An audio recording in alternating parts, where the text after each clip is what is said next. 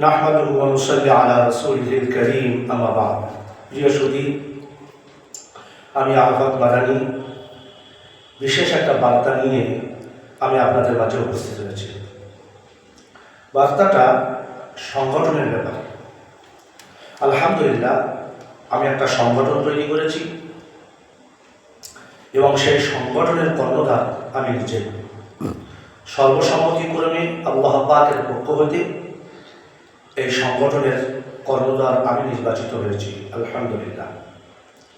কিন্তু সংগঠনটার নাম কি হবে এ নিয়ে আমার মাথায় কয়েকদিন ঘুরপাক খাচ্ছে যে কোন নাম দেওয়া যায়।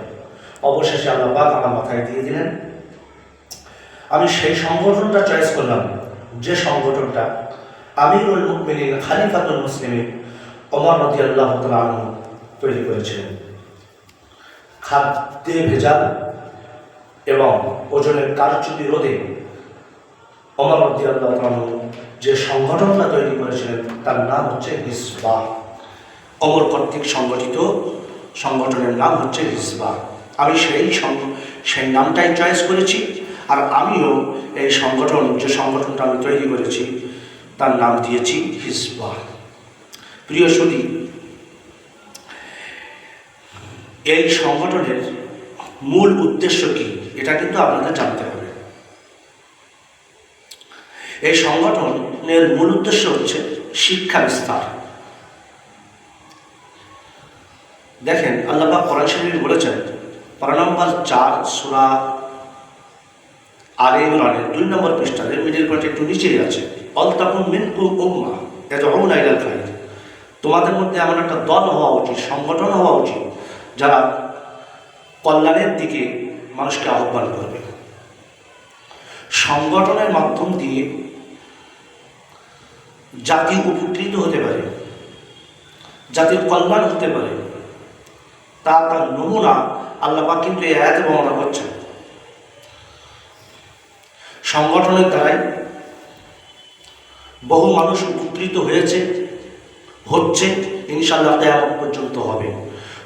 আর সংগঠনের মধ্যে আল্লাহ পাকের হাত থাকে, আল্লাহর রহমত থাকে।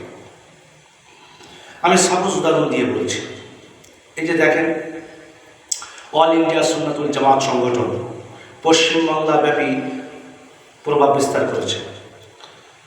এই সংগঠনের কত কাজ দেখেন, যে বহুমুখী কাজের মাধ্যম দিয়ে বহু মানুষ উপকৃত হচ্ছে। যেমন জনাব মাওলানা আব্দুল মতিন সাহেব, তিনি কেরালায় গেলেন। কেরালার আলিম উলামারা, বিশিষ্ট ইসলামী চিন্তাবিদরা সর্বস্তরের মানুষের কাছে কীভাবে দিনী শিক্ষা পৌঁছানো যায়, ছোট ছোট বাচ্চাদের কাছে প্রাথমিক জ্ঞান কিভাবে দেওয়া যায়। যখন কেরালা আলিম উলামারা যখন বাচ্চাদেরকে ইসলামিক শিক্ষা দিচ্ছেন, কোন ধাঁচে দিচ্ছেন, কোনভাবে দিচ্ছেন, জনাব মুফতি আব্দুল কাইয়ুম সাহেব, আব্দুল মতিন সাহেব কেরালায় গেলেন। তাদের এই প্রচার, তাদের এই তরিকা পদ্ধতি, তাদের এই নিয়ম, কিভাবে শিক্ষাকে বিস্তার করা যায়, তিনি খুব খুশি হলেন এবং সেই মডেলটা উনি পশ্চিমবাংলায় নিয়ে আসলেন, নাম দিলেন কেরালা মডেল। আলহামদুলিল্লাহ, আজও এই কেরালা মডেল থেকে বহু মানুষ উপকৃত হচ্ছে। ছোট বাচ্চা থেকে নিয়ে আবার বৃদ্ধ পর্যন্ত মানুষ উপকৃত হচ্ছে। এমনকি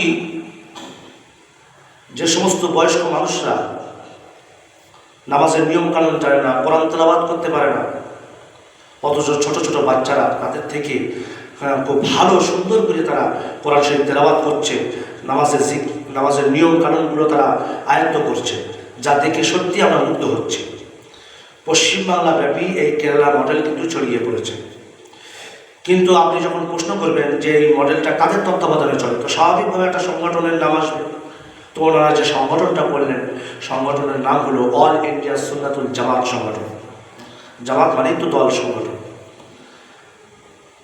যে সংগঠনের মূলে যারা আছেন, জনাব আব্দুল কাইয়ুম সাহেব, আব্দুল মতিন সাহেব, রজব আলী সাহেবরা, পাশাপাশি তারা আঞ্জুমানে ওয়াইজিন তৈরি করেছেন। মানে ওনারা বহুমুখী কাজ করছেন এই সংগঠনের মাধ্যম দিয়ে, যার দ্বারাই জাতি উপকৃত হচ্ছে এবং সারা পশ্চিমবাংলা ব্যাপী তথা ভারতবর্ষে এর একটা প্রভাব বিস্তার করেছে। ছোট বাচ্চা থেকে আবার মৃত্যু পর্যন্ত সবাই উপকৃত হচ্ছে, জ্ঞান পাচ্ছে। আল্লাহ পাক তাদের এই সংগঠনকে কবুল করুক।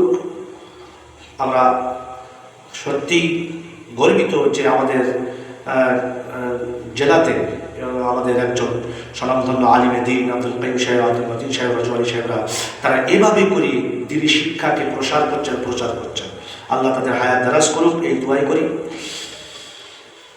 পাশাপাশি আমি উদাহরণ দিয়ে বোঝাতে চাইলাম আপনাদেরকে, আমি একটা সংগঠন তৈরি করলাম, হিজবা নাম দিয়েছি, হিজবা সংগঠন, যেটা ওমর রাদিয়াল্লাহু তাআলা আনহু কর্তৃক সংগঠন। সেই নামটা আমি দিয়েছি হিজবা সংগঠন। এই সংগঠনের মূল উদ্দেশ্য হচ্ছে শিক্ষা বিস্তার। এখন তাদের মতো প্রভাব বিস্তার করবে কিনা ওটা আল্লাহ মালিকের হাতে। যে আবার এই সংগঠনটা তাদের মতো পশ্চিমবাংলাব্যাপী তথা সারা ভারতবর্ষব্যাপী প্রভাব বিস্তার করবে কিনা ওটা আমার হাতে না, ওটা আল্লাহ পাকের হাতে। আর ওটাও আমার উদ্দেশ্য না যে বিশালভাবে প্রভাব পড়ুক, আমার নাম হোক, লোকে আমাকে চিনুক, আমাকে জানুক, এটা আমার মূল উদ্দেশ্য নয়। আমার এই সংগঠনটা যতটুকু হোক তার দ্বারাই যেন মানুষ উপকৃত হতে পারে। কোন নবী 7 আসমান 7 জমিনের নবী হয়ে এসেছেন, আবার কোন নবী ছোট্ট একটা জনপদের জন্য এসেছেন।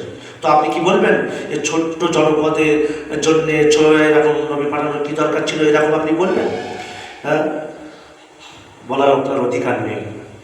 আল্লাহ পাক মনে করেছেন এই ছোট্ট জনপদের জন্য একটা নবীর দরকার, আল্লাহ পাঠিয়ে দিয়েছেন। তো জনপদ ছোট হোক বড় হোক বিষয় ওটা না, বিষয় হচ্ছে এটাই যে দ্বীনি শিক্ষাকে, ইসলামী শিক্ষাকে নবীরা যুগে যুগে পৌঁছে দিয়েছেন জাতির কাছে। কোনো জনপদ ছোট, কোনো জনপদ বড়, বলার উদ্দেশ্য হচ্ছে এই যে সংগঠন ছোট হোক বড় হোক এটা নিয়ে আমরা টিটকারি করব না, এটা নিয়ে আমরা উপহাস করব না। আমাদের উদ্দেশ্য হচ্ছে এর দ্বারা শিক্ষা, মানুষ কিভাবে পাবে, কিভাবে জ্ঞান অর্জন করবে। কারণ কোনো বিষয়ে আমল করতে গেলে সেই বিষয়ে শিক্ষা না থাকলে আপনি আমল করতে পারবেন না।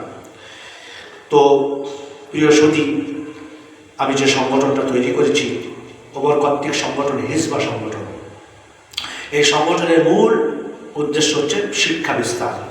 কিভাবে সেটা করব? অপশন ভিত্তিক প্রশ্ন আকারে আমি আপনাদেরকে শিক্ষা দেব।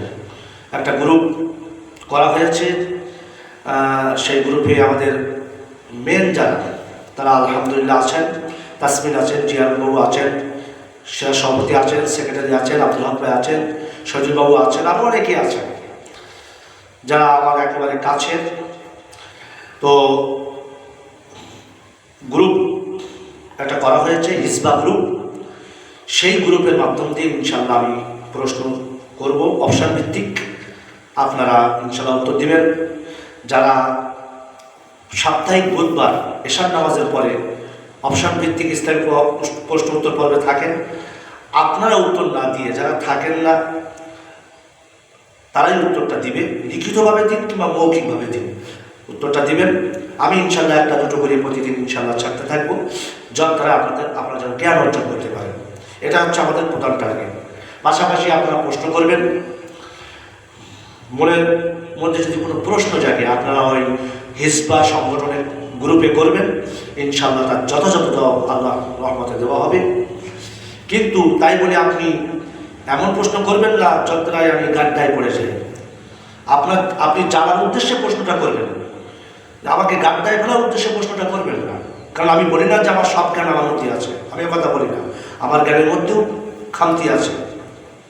সুতরাং জানার জন্য প্রশ্ন করবেন, ইনশাল্লাহ যথাযথভাবে তার উত্তর দেওয়া হবে। পাশাপাশি অপশন ভিত্তিক প্রশ্ন আকারে